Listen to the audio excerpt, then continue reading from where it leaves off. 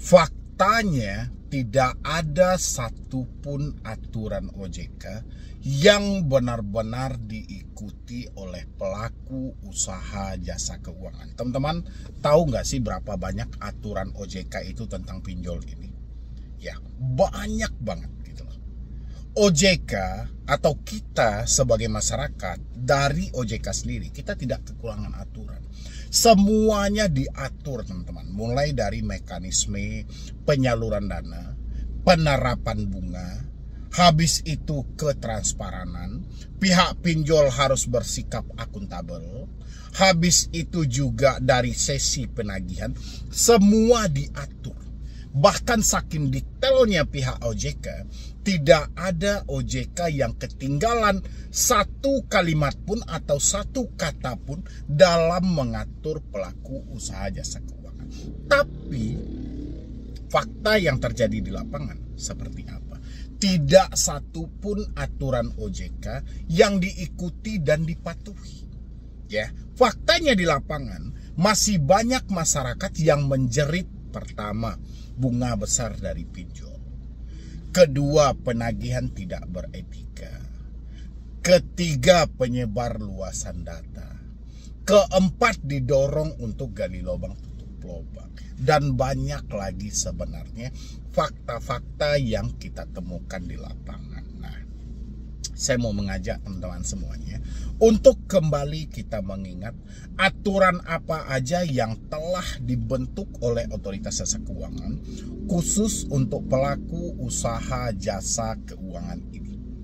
Ya, yang paling pertama 2019 ya, kita nggak usah bahas yang 2016, 2019 aja. 2019 terbentuknya Asosiasi Fintech Pendanaan Bersama Indonesia atau yang kita kenal AFI ya, atau kita mau eja satu persatu AFPI, Asosiasi Fintech Pendanaan Bersama Indonesia. Apa tugasnya?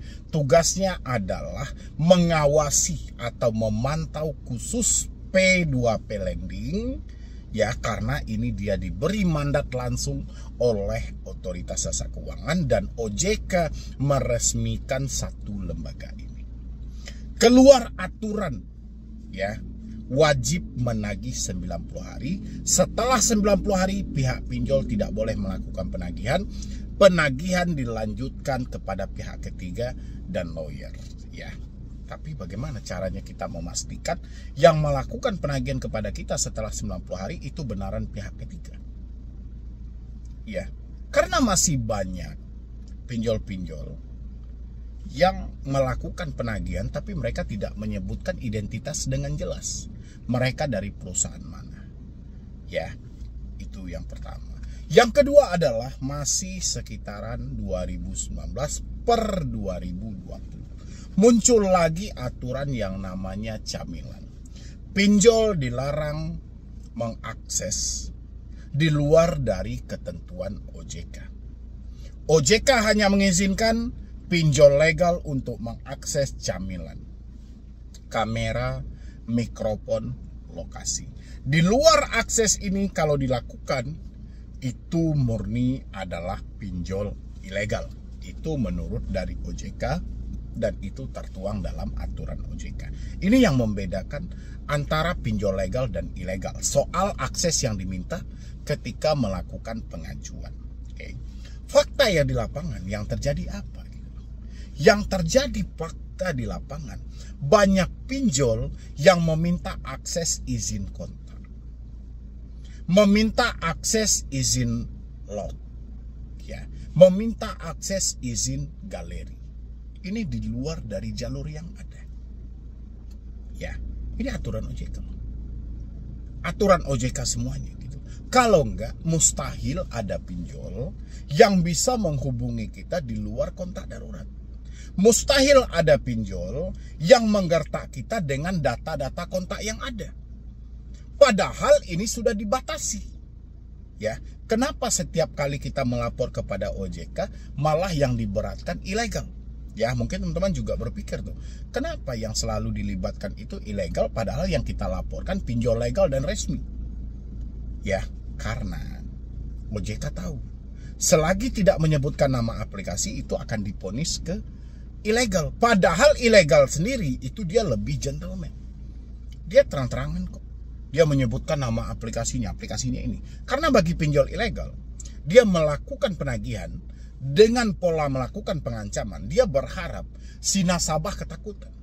Ketika nasabah ketakutan, nasabah tahu harus membayar kemana. Ini berbeda dengan pinjol legal. Ya, pinjol legal selalu menggertak nasabah. Ingat, data kontak Anda lengkap sama kami. Jangan sampai gara-gara hutang tidak seberapa, datamu akan menyebar ke semua kontak-kontak yang ada. Ini yang selalu disampaikan oleh pinjol legal. Ya kan? Tapi tidak mereka sebutkan nama aplikasinya. Walaupun si debitur tahu dia mengalami telat bayar hanya di pinjol legal. Ya, itu buat teman-teman semuanya. Habis itu seiring waktu berjalan, ya, di tahun 2022 per 2023, OJK mulai merancang aturan lagi. Ya, besaran bunga semuanya diatur. Mulai mekanisme bunganya, mulai untuk pinjaman produktif sampai pinjaman konsumtif.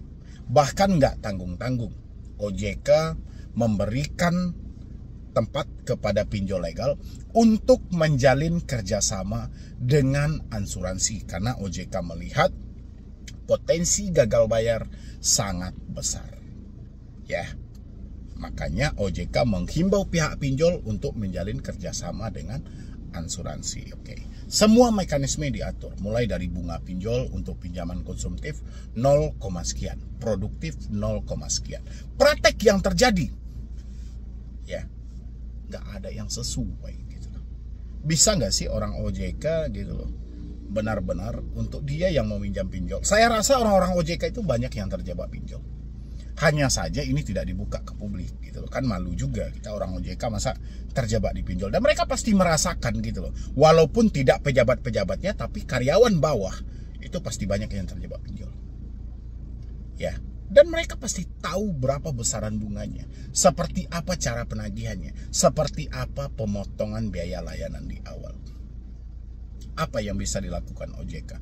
Yang bisa dilakukan OJK ketika ada laporan adalah melempar-lempar bola.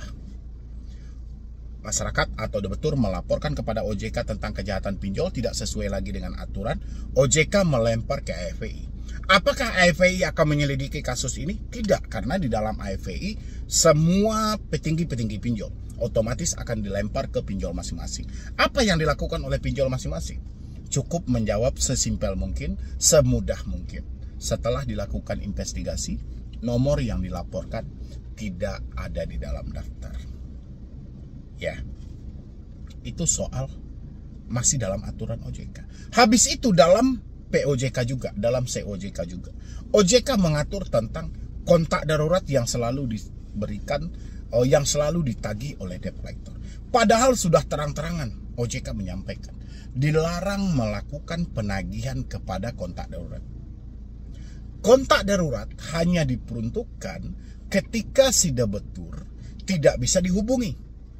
Kontak darurat hanya dipergunakan untuk menanyakan keberadaan si debitur, bukan untuk menagih. Tapi fakta di lapangan, banyak pinjol yang melakukan penagihan kepada kontak darurat.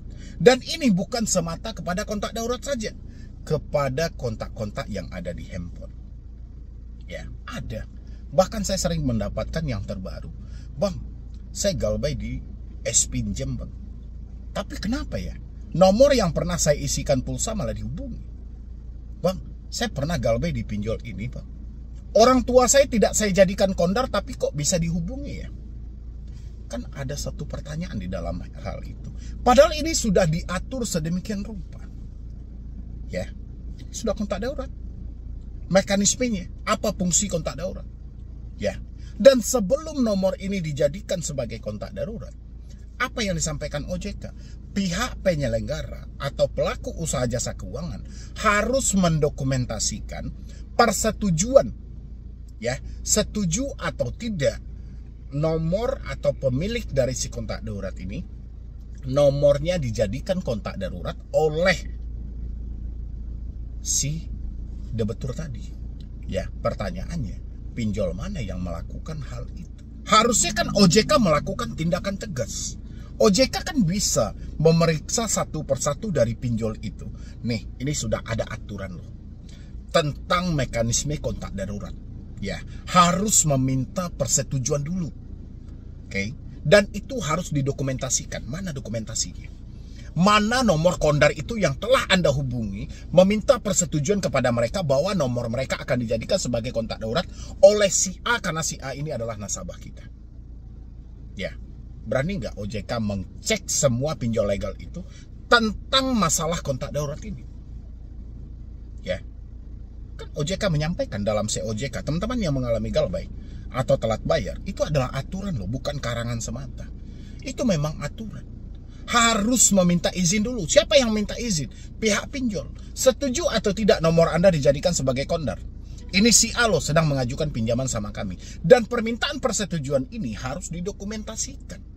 Harus ada buktinya. Ya, habis itu lagi. Tentang mekanisme penagihan. Diatur juga. Ya, pinjol dilarang melakukan penagihan dengan ancaman kekerasan fisik maupun verbal dan mempermalukan konsumen. Ya, apa poin mempermalukan ini? Menyebarluaskan informasi konsumen mengenai si konsumennya atau si nasabahnya berhutang. Contoh, menghubungi ke kontak, menghubungi ke kondar, menghubungi ke tempat kerja. Ya, sampai detik ini begitu banyak pinjol-pinjol ya yang tidak mematuhi aturan itu. Sekarang masyarakat harus melapor kemana? Kepada siapa masyarakat harus melapor tentang kejahatan yang seperti ini? Masyarakat bingung, dia nggak tahu harus melapor kemana. Dia tahu ini adalah sebuah kesalahan. Ya, ini telah dilarang dan tidak boleh dilakukan. Tapi kenyataan yang mereka temukan di lapangan ini malah dilanggar. Tapi kemana dia harus melapor? Oh, OJK menciptakan ruangan pengaduan. Mungkin sekarang dilaporkan 10 tahun ke depan baru dijawab. OJK itu baru cepat merespon ketika satu kasus viral. Nggak mungkin semua kasus yang ada di Indonesia ini, terutama tentang pinjol, akan viral begitu aja. Ya, nggak mungkin semua nasabah bisa memviralkan ini. Tapi sayang banget, OJK itu butuh kamera untuk bekerja. Kalau nggak ada kamera, kayaknya nggak bekerja ya. Benar nggak sih teman-teman semuanya? Ini aturan OJK loh. Dilarang mengancam, menekan, mempermalukan. Ya, dilarang melakukan penagihan secara terus-menerus yang sifatnya mengganggu. Silahkan OJK cek semuanya kepada nasabah yang sudah melakukan peminjaman di pinjol. Apa yang terjadi? Ya, patuh aturan atau tidak? Dilarang melakukan penagihan di luar dari alamat domisili konsumen. Tanya, cek masing-masing. Apakah aturan ini sudah dipatuhi? Makanya saya selalu menyampaikan sama OJK. OJK tidak kekurangan aturan. OJK hebat, saya angkat jempol 2. Tapi jempol saya ini akan terbalik setelah OJK membuat aturan tapi tidak diawasi sampai ke lapangan. Jadi aturan itu mubazir.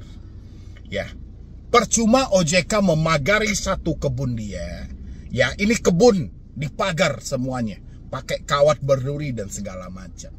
Ya, begitu dipagar, OJK hanya menyerahkan dirinya kepada pagar tersebut tanpa ada yang mengawasi pagar tersebut. Hasilnya, ya perampok keluar masuk ke dalam hal itu. Ya, tetap aja pagar ini tidak menjadi hambatan bagi mereka. Ya, karena nggak ada yang mengawasi. Begitu juga lah dengan aturan OJK. Aturan ini banyak loh. Ya, sebenarnya kalau ditaati, pinjol ini angkat tangan dia beroperasi di Indonesia. Kalau benar-benar ini dijalankan, angkat tangan, nggak sanggup pinjol. Ya, nggak mungkin KPPU itu menemukan adanya dugaan kartel. Kalau memang semua aturan yang dibentuk OJK ini ditaati dan dipatuhi. Tapi kenyataannya, aturan itu cuma berlaku di atas kertas. Yang terakhir adalah pinjol wajib kerjasama dengan asuransi. Oke. Untuk apa memitigasi risiko gagal bayar? Entah seperti apa klaiman asuransi ini, kita nggak tahu. Kita nggak paham sama sekali, sampai detik ini nggak paham apa gunanya asuransi ini, seperti apa cara mengklaimnya. Begitu banyak yang galbay tapi tetap aja ditagih. BI checking dia dapat, hutang tetap dibayar. Oh, asuransi untuk yang meninggal, oke, banyak yang mati, tapi tetap aja ditagih. Sudah dibikin surat keterangan kematian, tapi tetap aja nggak tahu, bingung. fungsinya. Yang terbaru, OJK menerbitkan aturan POJK 11 tahun 2024. Pinjol wajib memperhatikan slip. Ya, satu orang maksimal meminjam 3 aplikasi. Sebelum menentukan calon nasabah atau si broker, perhatikan dulu track recordnya. Apa yang terjadi di lapangan? Tidak sesuai juga. Banyak yang sudah galbay berbulan-bulan kok. Tapi begitu mereka meminjam tetap cair. Pinjol legal dan pinjol resmi. Makanya hari ini, kalau sudah betul mencari jalan aman untuk mereka masing-masing, wajar. Bunga tidak sesuai aturan, mereka dibebankan dengan bunga tinggi. Denda tidak sesuai aturan, mereka dibebankan dengan denda tinggi. Akhirnya mereka mengambil jalur alternatif. Bagaimana caranya untuk kabur? Bagaimana caranya untuk tidak bertanggung jawab lagi? Karena nggak mungkin ini dipertanggungjawabkan. Mereka diperas habis-habisan. Mereka dijarah bertahun-tahun. Siapa yang bisa melindungi mereka? Nggak ada. Melainkan diri mereka sendiri. Hari ini banyak masyarakat yang meminjam pinjol sudah berada di titik buntu. Sudah berada di 0 rupiah. Daripada mereka mati, makanya mereka memilih untuk berhenti bayar pinjol. Saya yakin kalau OJK tidak serius mengawasi aturan ini, kedepannya akan makin banyak orang yang mampu meminjam pinjol tapi tidak mampu membalikannya. Ya, walaupun dihadapkan mereka dengan para debt collector, para penagih hutang, mereka persetan. Ya, dan di samping itu saya yakin juga akan banyak ya kasus-kasus tindakan-tindakan pidana gara-gara terjebak dengan pinjol. Akan banyak kasus tindakan-tindakan mengakhiri hidup gara-gara pinjaman online. Kalau OJK main-main dalam hal ini. Ya, kita sama-sama lihat. Ini kita sudah berada di bulan September. Sebentar lagi kita akan pergantian tahun 2025. Nggak beberapa bulan lagi. Ya, dan ini saat-saatnya genting, saat-saat pengejaran target yang luar biasa. Nah, bagaimana pendapat teman-teman semuanya? Apakah pinjol ini masih layak untuk kita bayar atau tidak? Isi di dalam kolom komentar. Yang penting pesan saya buat teman-teman semuanya, kalau tidak mampu bayar pinjol, jangan sampai gali lubang tutup lubang. Ya, putus semua komunikasi yang terhubung, bekerjalah, berusahalah, jangan pikirkan bunga atau dendanya, fokuslah pada nilai pokoknya. Kalau duit Anda sudah terkumpul, negosiasilah pokoknya dan Anda selesaikan. Ya, itu ya teman-teman semuanya. Mungkin dari saya cuma itu aja. Dan sebelum Anda beranjak, Anda bisa melanjutkan menonton video ini.